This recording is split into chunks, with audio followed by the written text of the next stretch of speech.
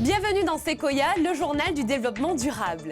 Le plateau de Guyane est connu pour sa formidable biodiversité. Pour justement éviter la dégradation des forêts, un projet de coopération internationale a été mis en place à destination des pays frontaliers de la Guyane.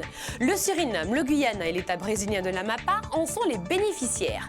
Baptisé REDD+ Plateau de Guyane, ce projet de plateforme régionale de développement est notamment financé par l'Office national des forêts, l'ONF, l'Agence française de développement, AFD, mais aussi par la région Guyane. Reportage. Si la coopération transfrontalière entre la Guyane et ses voisins est loin d'être un long fleuve tranquille, il arrive tout de même que des ponts soient jetés à travers certains projets. REDD+ en est un exemple. Ce mécanisme international compense financièrement les efforts déployés par les pays en développement pour réduire les émissions de gaz à effet de serre liées à la déforestation et la dégradation des forêts. Depuis 2013, REDD+ est mis en œuvre par la filiale internationale de l'Office national des forêts sur le plateau des Guyanes. Ce qui a semblé pertinent au moment du développement de ce projet, ça a été de voir que ces différents pays partageaient déjà un écosystème, le plateau des Guyanes, qui a ses propres spécificités, à savoir déjà une forêt relativement intacte, c'est-à-dire une forêt en bon état, une biodiversité très riche, et aussi ce qu'on appelle des facteurs de la déforestation, c'est-à-dire des menaces sur la déforestation qui sont assez spécifiques, notamment l'orpaillage, qu'on va retrouver dans d'autres pays, mais pas nécessairement comme cause principale de la déforestation. La Guyane, le Suriname, le Guyana et l'État brésilien de l'Amapá disposent de statuts différents.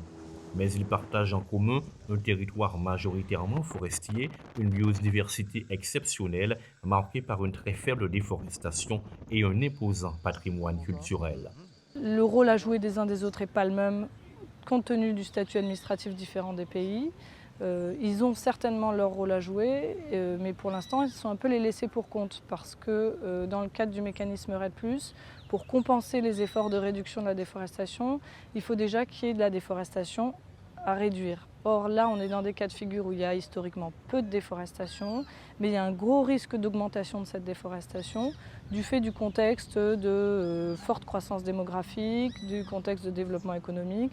Du coup, l'objectif de ce projet, c'est de réussir à faire en sorte que ces pays fassent valoir la menace future sans que ça passe pour une exagération de la menace, tout ça pour obtenir de la compensation. L'Union européenne, l'Office national des forêts de la région Guyane, finance ce projet multilatéral. Toutefois, réduire l'émission de carbone implique la mise en place de nouveaux modèles de développement économique, mais aussi des investissements. Il faut développer les compétences, il faut obtenir les technologies qui vont permettre de bien mesurer la forêt, le carbone.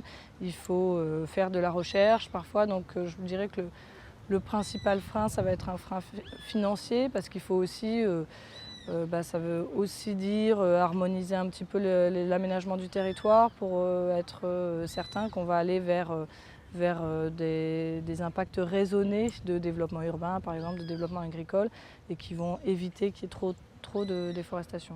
Sans prévaloir des résultats, le projet REDD+ a déjà un mérite. Les services forestiers des territoires concernés ont une idée commune de la préservation du plateau des Guyanes.